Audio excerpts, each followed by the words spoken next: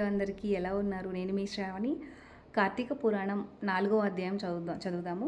దీపారాధన మహిమ ఏంటో, ఆ విశిష్టత ఏంటో తెలుసుకుందాము.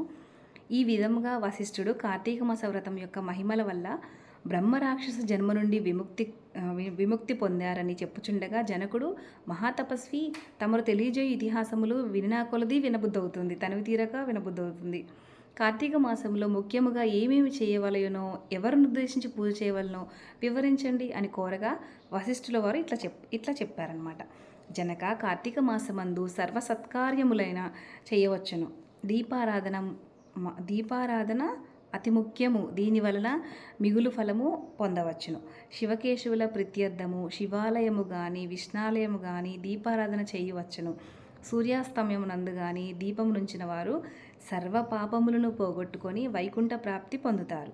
కార్తీక మాసమందు హరిహరాదులు సన్నిధిలో ఆవు నేతితో గాని, కొబ్బరి నూనెతో గాని, అవిసె నూనెతో గాని, విప్ప నూనెతో గాని ఏది దొరకనప్పుడు ఆముదంతో అయినా గాని దీపం వెలిగించి ఉంచవలెను.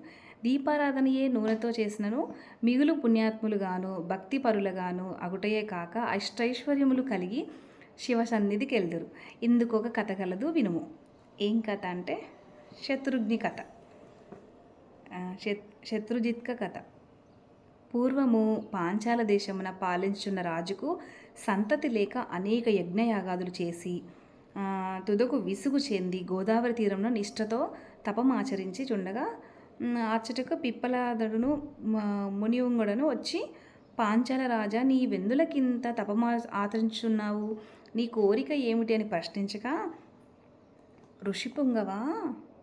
ఋషిపుంగవా, నాకు అష్టైశ్వర్యములు, రాజ్యము, సంపద ఉన్నను నా వంశము నిలుపుటకు పుత్ర సంతానము లేక కృంగి కృషించి ఈ తీర్థస్థానమున తపమాచరించుచున్నాను అని చెప్పాను. అంత మునిపుంగవుడు, ఓయి కార్తీక మాసమున శివసన్నిధిని శివదేవుని ప్రీతి కొరకు దీపారాధనము చేసిన ఎడల నీ కోరిక నెరవేరగలదని చెప్పి వెళ్ళిపోయారు. వెంటనే పాంచాలరాజు తన దేశమునకు వెళ్ళి పుత్రప్రాప్తికై అతి భక్తితో శివాలయమున కార్తీక మాసము 4 రోజులు దీపారాధన చేయించి దాన ధర్మాలతో నియమాలను అనుసరంగా వ్రతము చేసి ప్రసాదములను ప్రజలకు పంచిపెట్టుచు విడవకుండా 4 దినములు అటుల చేశాను. తత్పుణ్యకార్యము వలన ఆ రాజు భార్య గర్భవతి అయి క్రమముగా 9 మాసములు నిండిన తర్వాత ఒక శుభముహూర్తమున ఒక కుమారుని కనెను. రాజకుటుంబీకులు మిగులు సంతోషించి తమ దేశమంతటను పుత్రోత్సవములు చేయించి బ్రాహ్మణులకు దానధర్మములు చేసి ఆ బాలునకు శత్రుజిత్తు అని నామకరణం చేయించి అమిత గారాభముగా పెంచుకుండిరి. కార్తీక మాస దీపారాధన వలన పుత్ర సంతానం కలిగినందువలన తన దేశమంతటా ప్రతి సంవత్సరం కార్తీక మాస వ్రతములు, దీపారాధనలు చేయాలని రాజు శాసించారంట. రాకుమారుడు శత్రుజిత్తు దినదిన ప్రవర్ధమానమగుచు సకల శాస్త్రములు చదివి ధనుర్విద్య, కత్తిసాము మొదలగును నేర్చుకున్నారు. కానీ యవ్వనము రాగానే దుష్టుల సావాసనముల చేతను, తల్లిదండ్రుల గారాబాల చేతను, తన కంటికింపుగా స్త్రీలను బలత్కరించి ఎదిరించిన వారిని దండించుట, తన కామవాంఛ తీర్చుకొని చుండెను. తల్లిదండ్రులు కూడా తమకు లేక కలిగిన కుమారుడని చూచి చూడనట్లు విననట్లు ఉన్నారు. శత్రుజిత్తు ఆ రాజ్యంలో తన కార్యములకు అడ్డు చెప్పువారలను నరుకుదునని కత్తి పట్టుకొని ప్రజలను భయకంపితులను చేయుచుండెను. అట్లా తిరుగుతుండగా ఒకనొక రోజు బ్రాహ్మణ పడుచును చూచుట తటస్థించెను. ఆమె ఒక ఉత్తమ బ్రాహ్మణుని భార్య, మిగులు రూపవతి. ఆమె అందచందములను వర్ణించుట మన్మధునకైనను శక్యము కాదు. అట్టి స్త్రీ కంటపడగానే రాజకుమారుని మతి మందగించి కొయ్యబొమ్మ వలె నిశ్చేష్టుడై కామ వికారముతో ఆమెను సమీపించి తన కామవాంఛ తెలియజేశాను. ఆమె కూడా అతని సౌందర్యానికి ముగ్ధురాలై కులము, శీలము, సిగ్గు విడిచి అతను చేయి పట్టుకొని తన శయ్య నుండి రానికి తీసుకొని పోయి అనుభవించను. ఇట్లొకరికొకరు ప్రేమలో పరవశించులై వారు ప్రతిదినము అర్ధరాత్రి వేళ ఒక అజ్ఞాత స్థలములో కలుసుకొని తమ కామవాంఛలు తీర్చుకోండి.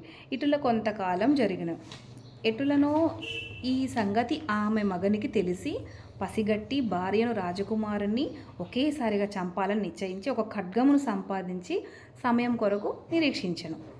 ఇట్లుండగా కార్తీక శుద్ధ పౌర్ణమి రోజున ఆ ప్రేమికులు ఇరువురు శివాలయమును కలుసుకొని నిర్ణయించుకొని ఎవరికి వారు రహస్య మార్గమును బయలుదేరి.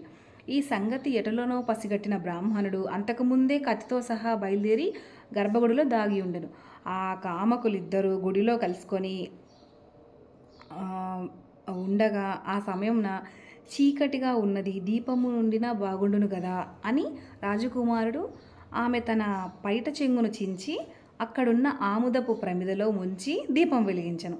తర్వాత వారిరువురూ మహానందంతో రతిక్రీడలు అయిన తర్వాత అదే అదనుగా ఆమె భర్త తన మొలనున్న కత్తి తీసి ఒక్క వ్రేటుతో తన భార్యను ఆ రాజకుమారుని ఖండించి తాను కూడా పొడుచుకొని మరణించాడు. వారి పుణ్యం కొలది ఆ రోజు కార్తీక శుద్ధ పౌర్ణమి సోమవారం ఒకటి వలన ఆ రోజు ముగ్గురును చనిపోవటం వలన శివదూతలు ప్రేమికులు ఇరువురిని తీసుకొని పోవుటకును, యమదూతలు బ్రాహ్మణుని తీసుకొని పోవుటకును అక్కడికి వచ్చిరి. అప్పుడు అంత యమదూతలను చూచి బ్రాహ్మణుడు, ఓ దూతలారా, నన్ను తీసుకొని వెళ్ళుట మీరెలా వచ్చినారు? కామాంధకారంతో కన్ను మిన్ను తెలియక పశుప్రాయముగా వ్యవహరించిన ఆ వ్యభిచారుల కొరకు శివదూతలు విమానంలో వచ్చుటేలా? చిత్రంగా ఉన్నది కదా అని ప్రశ్నించెను. అంత యమకింకరులు, ఓ బాపడా, వారెంతటి నీచులైనను ఈ పవిత్ర దినమున అనగా కార్తీక పౌర్ణమి సోమవారపు దినమున తెలుసో తెలియకో శివాలయంలో శివుని సన్నిధిన దీపం వెలిగించటం వలన అప్పటి వరకు వారు చేసిన పాపములన్నీ నశించిపోయినవి.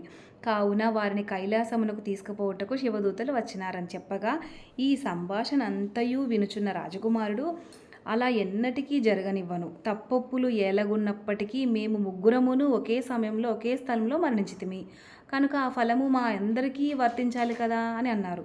తాము చేసిన దీపారాధన ఫలంతో కొంత ఆ బ్రాహ్మణుడికి దానం చేశాను. వెంటనే అతనిని కూడా పుష్పక విమానం ఎక్కించి శివధాన్యమునకు చేర్చిరి. వింటివా రాజా, శివాలయంలో దీపారాధన చేయటం వలన ఆ ప్రేమికులు చేసిన పాపములు పోటయేగాక కైలాస ప్రాప్తి కూడా కలిగెను. కాన కార్తీక మాసంలో నక్షత్రమాలయందు దీపం నుంచిన వారు జన్యరాహిత్యం ఎందుదురు.